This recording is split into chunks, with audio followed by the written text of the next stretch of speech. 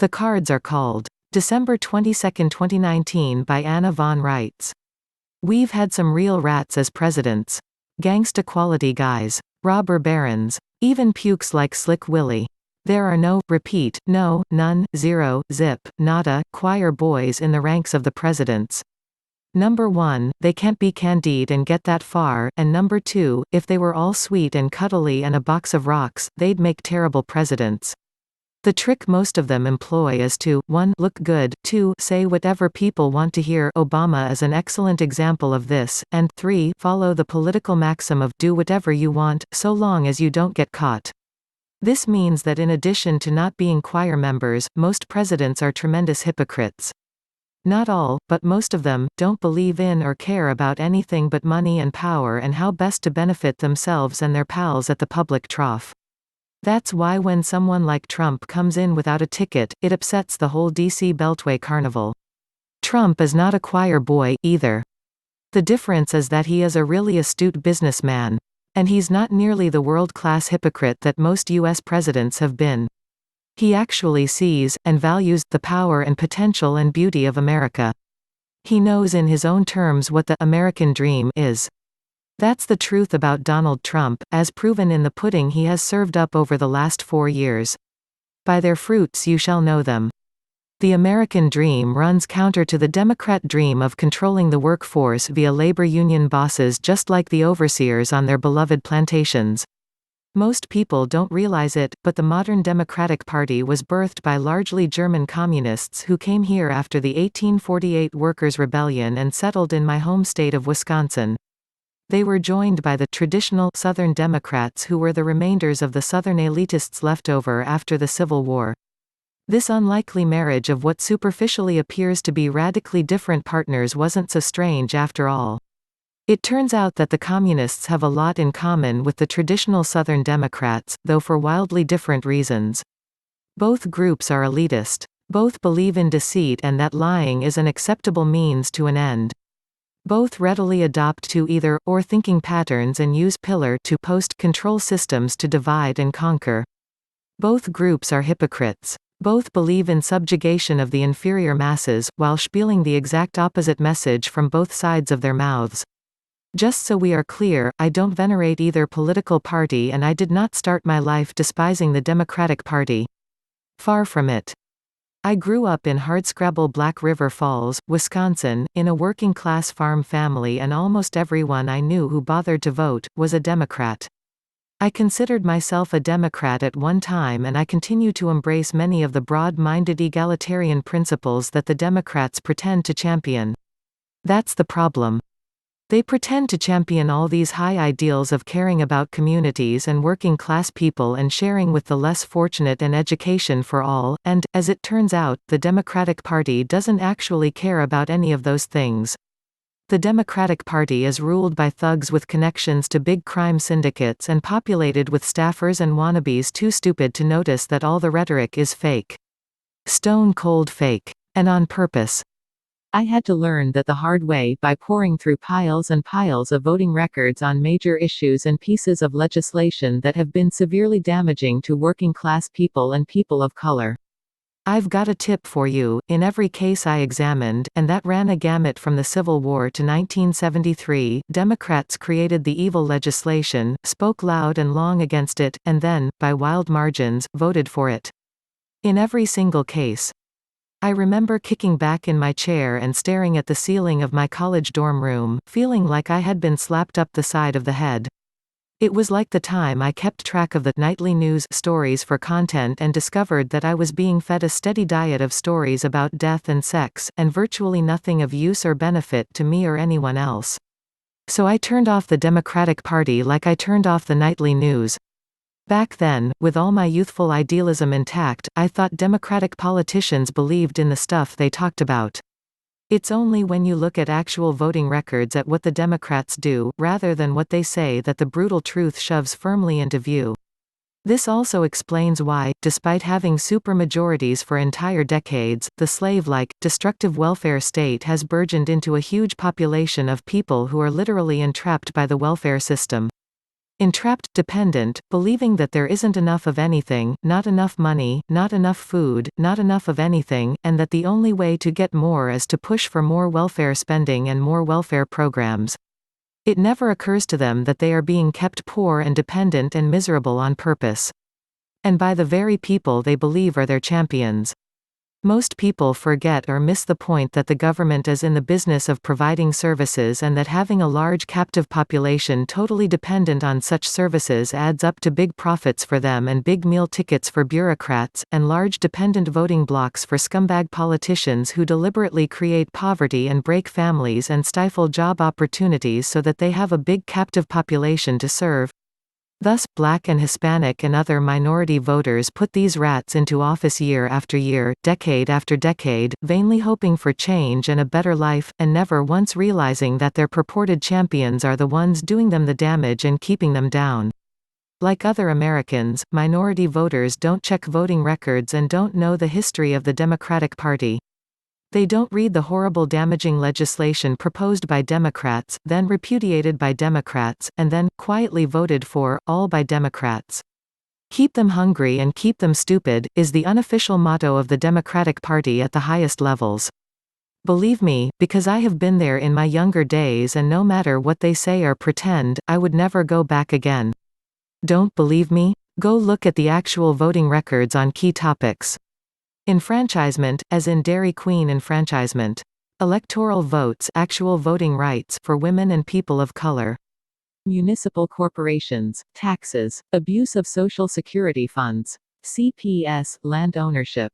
Marriage licensing laws. The Buck Act. And why in the hell didn't they recognize the natural and unalienable rights of colored people, instead of pulling yet another sleight of hand and offering civil rights instead? If you are a rat, born to the breed, then you would find it deliciously amusing, just how easily misled and stupid American voters have been, and how many generations of us have taken politicians at their word and never checked their actual voting records and actual performance. Let's finally get to FDR, the king rat of them all. I am going to quote the guts of Executive Order 2039, which created the perpetual private trusts on March 6, 1933, the very same day that the Conference of Territorial State Governors pledged their states and the citizenry thereof as collateral for loans from the municipal government.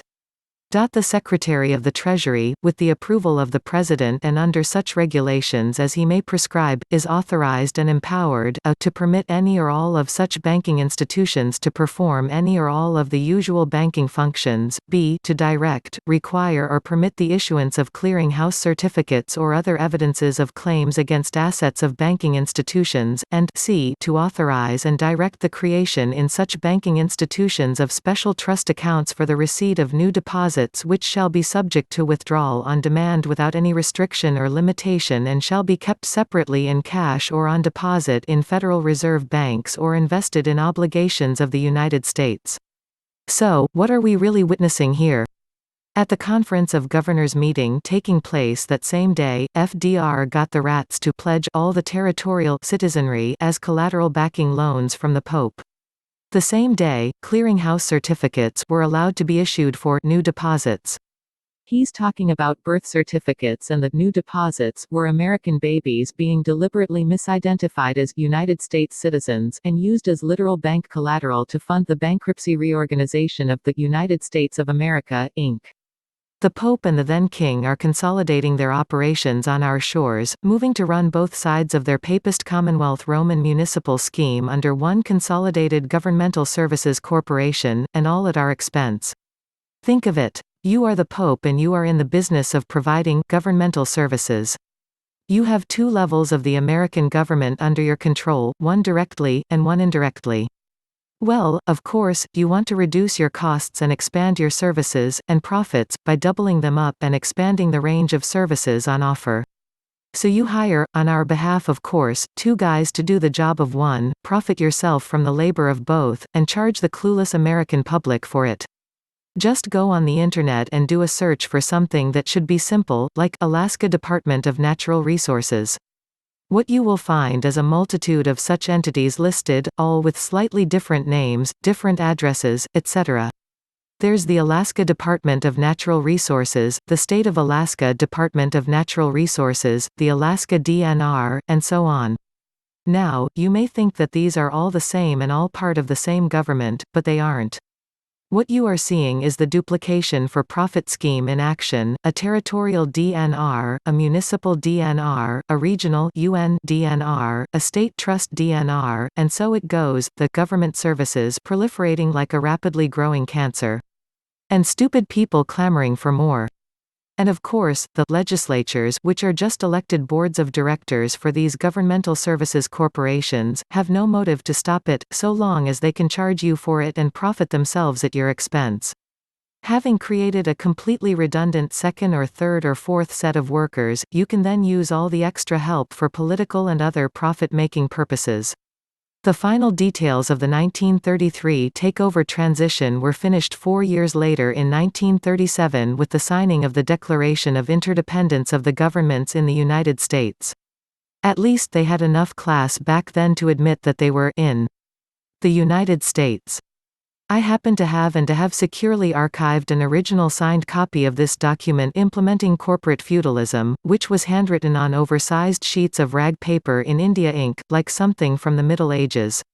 Please notice that the main issuer and purveyor of the bonds related to FDR's Executive Order 2039 action was the Depository Trust Company (DTC), and that the underlying holding company in possession of the deposits, i.e., birth certificate applications, was Seed and Company, all managed by the newly created Vatican Government Est. 1929. Also notice that from FDR's side of the new undisclosed deal, his profits from selling you into slavery and confiscating all your assets were poured into the Federal Reserve banks, and that special trust accounts were established in the names of all the new deposits. This is where you came in, along with all the undisclosed escrow accounts siphoning off your money, the value of your labor, and your natural resources, including your children.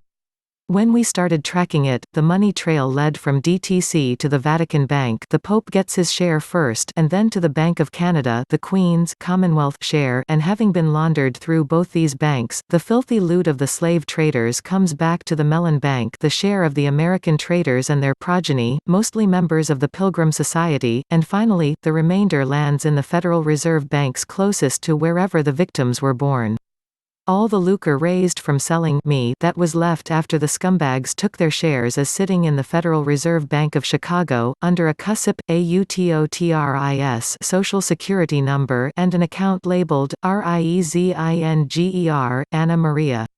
Please note that the habit of using all capital letters without hyphens between the words is known as Dog Latin, a venal script amounting to gibberish that was applied by the Roman Emperor Justinian to identify and defraud tribal members who were illiterate. This slave operation has been going on a long, long time, but it is time for it to end, and for the outraged world to throw off the yoke of men who at best could be called criminals, and also the institutions which have betrayed the trust and good faith of billions of people. And there, right smack dab in the middle of the cradle of this stinking and reprehensible modern-day enslavement and racketeering scheme, sits Pope Francis.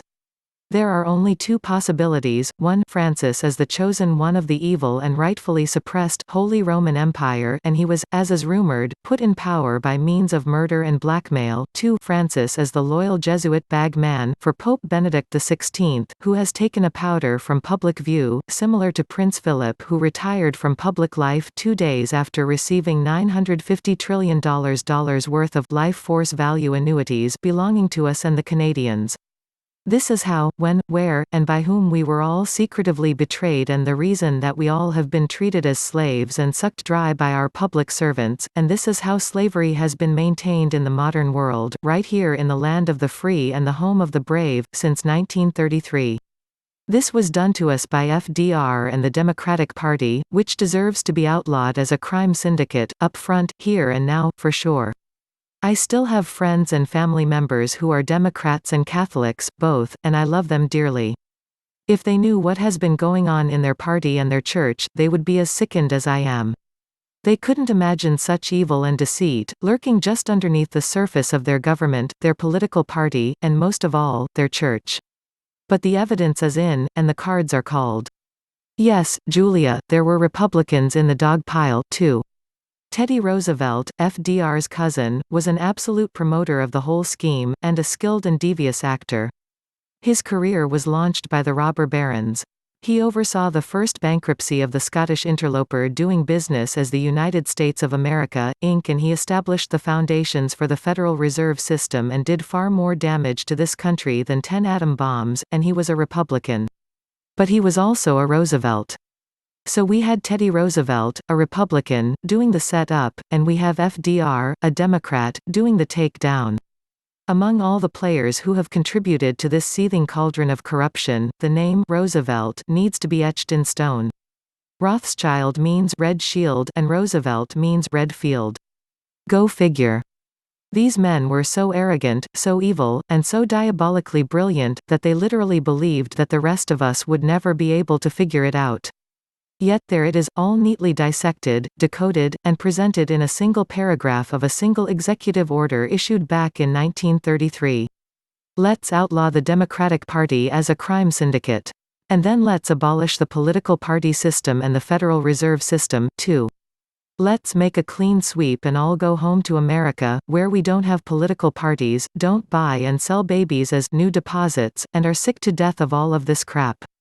Now before you click off. Here is a simple tool for humanity to preempt colds, flu and relieve seasonal allergies. 20% goes to support Anna von Reitz. Watch the videos at wellnessrods.com for more information.